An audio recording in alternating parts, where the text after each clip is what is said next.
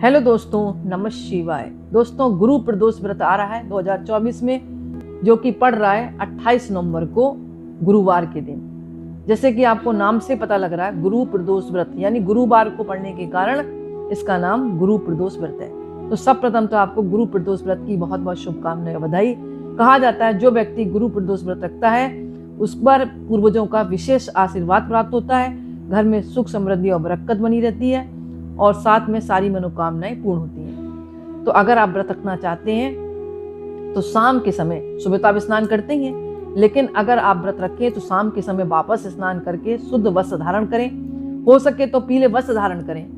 वैसे तो भगवान शिव को सफेद वस्त्र, हल्के नीले वस्त्र और नारंगी रंग के वस्त्र पसंद है, लेकिन गुरुवारी प्रदोष है इसलिए पीले वस्त्र धारण कर सकते हैं। पति पत्नी दोनों पीले वस्त्र धारण करें, भगवान शिव के मंदिर जाएं और भगवान शिव का रुद्र अभिषेक करें। पंचामृत से अभिषेक कर सकते हैं। अच्छा, गुरुवारी प्रदोष है तो इसमें आप केसर और दूध मिलाकर भी भगवान का अभिषेक कर सकते हैं, लेकिन भगवान शिव पर हल्दी नहीं चढ़ती, इस बात का आप ध्यान रखें। अब भगवान को पीले फल चढ़ा सकते हैं, पीले फूल चढ़ा सकते हैं, पीली मिठाई चढ़ा सकते हैं। वो इसलिए क्योंकि गुरुवारी प्रदोष है। और भगवान के कोई भी मंत्रों का जाप करें। भगवान को बेलपत्र प्रिय है, उनमें पीला चंदन लगाकर ओम नमः शिवाय, ओम नमः शिवाय, या अदरवाइज जो भी मंत्र आता है आपको, ओम रोम जुम सा, या कुछ नहीं आता तो ओम शिवा नमा, ओम शिवा नमा, इस तरह करके आपको भगवान को चढ़ा देना है। भांग है, धतूरा है, समी पत्र लाकर आप चढ़ा सकते हैं, लेकिन सब में जो है पीला चंदन या केसर से आप तिलक कर दें। इस तरह भगवान का आप जो है पूजन करें, वहां पर दीप प्रज्वलित करें और भगवान की जो शिव मंत्रों के साथ साथ शिव चालीसा का पाठ आप कर सकते हैं। और इस दिन जो है गुरु प्रदोष व्रत है तो भगवान विष्णु और माता लक्ष्मी की भी पूजा कर सकते हैं, उनको भी पीले वस्त्र आप अर्पण कर सकते हैं। माता लक्ष्मी को लाल रंग की चुनरी आप उड़ा सकते हैं। यानी आप अपना भाव जिस हिसाब से आप पूजा कर सकते हैं उस हिसाब से आप पूजा करें, तो दोनों की कृपा आपके ऊपर बनी रहेगी। इसके अलावा शाम के समय आप कथा का श्रवण जरूर करें, क्योंकि गुरु प्रदोष व्रत है, इसकी अपने आप में अलग कथा है। तो कथाओं में मतभेद हो सकता है, अपने अपने राज्य के अनुसार कथा अलग अलग सुनी जाती है, लेकिन जो मुझे कथा अच्छी लग रही है वो आपके साथ में उसको शेयर करती हूँ। मुझे आशा है कि इस कथा को सुनने के बाद आपको अच्छा भी लगेगा। और कहा जाता है जो व्यक्ति गुरु प्रदोष व्रत वाले दिन इस कथा का श्रवण करता है या सुनाता है उसको अखंड फल की प्राप्ति होती है, अखंड सौभाग्य में वृद्धि होती है और उसके जीवन की भी मनोकामनाएं पूर्ण होती हैं। किसकी? जो सुना रहा है और जो सुन रहा है। तो दोस्तों, कथाएं अनेक हैं, उसमें से एक कथा यह है कि एक बार इंद्र और वृत्रासुर की सेना में घनघोर युद्ध छिड़ गया। तब देवताओं ने दैत्य सेना को पराजित कर दिया। यह देखकर वृत्रासुर को बेहद क्रोध आ गया और वह स्वयं ही युद्ध के लिए निकल पड़ा। आसुरी माया से उसने विकराल रूप ले लिया और फिर सभी देवता भयभीत होकर गुरुदेव बृहस्पति से सहायता मांगने के लिए गए। बृहस्पति देव बोले, पहले मैं तुम्हें वृत्रासुर के बारे में बताऊंगा, उसके बाद आपको उपाय बताऊंगा। वृत्रासुर बड़ा तपस्वी और कर्मनिष्ठ था। उसने घोर तपस्या से भगवान शिव को प्रसन्न किया था। वह शुरू से राक्षस नहीं था।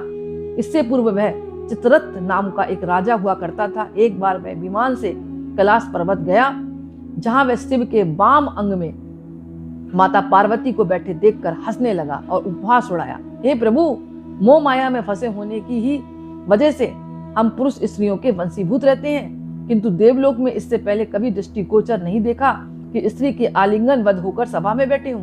यानी भगवान शिव को वो एक प्रकार से उपहास उड़ा रहा था उनका, क्योंकि माता पार्वती उनके साथ रहती हैं। चित्ररथ के ऐसे वचन को सुनकर भगवान शिव शंकर हंसकर बोले, हे राजन, मेरा व्यवहारिक दृष्टिकोण अलग है। मैंने महाविषपान किया है, फिर भी तुम एक साधारण जन की भांति मेरा उपहास उड़ाते हो।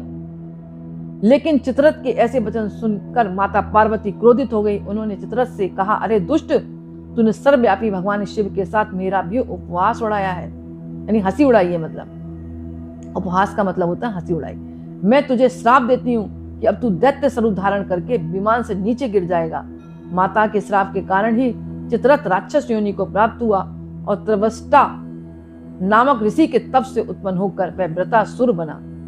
बृहस्पति देव आगे बोले, ये वृत्रासुर शुरू से ही से भक्त रहा, इसलिए इसे हरा पाना उतना आसान नहीं है। इसलिए इंद्र, मैं तुम्हें सलाह देता हूँ कि तुम बृहस्पति प्रदोष का व्रत करके भगवान शिव को प्रसन्न करो पहले। इसके बाद देवराज इंद्र ने विधि विधान से गुरु प्रदोष का व्रत किया जिससे इंद्र ने वृत्रासुर पर विजय प्राप्त की। तो दोस्तों ये कथा एक छोटी सी थी। राज्य और प्रांत के आधार पर अलग अलग कथा हो सकती है, मतभेद हो सकता है, लेकिन आप संशय ना करें। और अगर कथा नहीं सुन सकते तो शिव चालीसा का पाठ करें। भगवान के शिव भजनों को आप गा सकते हैं सायंकालीन, और एक दीपक भी आप प्रज्वलित जरूर करें, क्योंकि रात्रि में शिवालय में दीपक प्रज्वलित करने से कहा जाता है कुबेर जैसा साम्राज्य प्राप्त होता है। तो अगर कुछ नहीं कर सकते तो इस दिन पीले वस्त्र धारण कर लें और जाकर शिवालय जाकर आप वहां पर एक दीपक जरूर जलाएं। और यह भी कहा जाता है कि 5 तरह के रंग की रंगोली बनाकर वहां पर दीपक प्रज्वलित करने से शिवालय में भगवान शिव की कृपा प्राप्त होती है।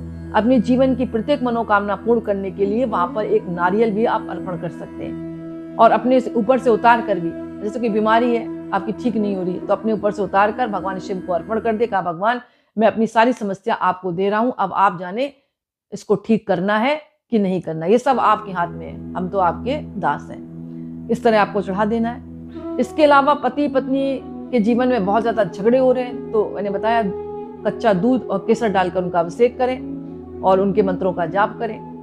अगर आप चाहते हैं जैसे कि संतान प्राप्ति, तो संतान प्राप्ति के लिए भगवान के आगे बैठकर आप संतान के लिए प्रार्थना करें और शिव चालीसा का पाठ करें, और हो सके तो आप जो है रुद्र अभिषेक इस दिन जरूर करें।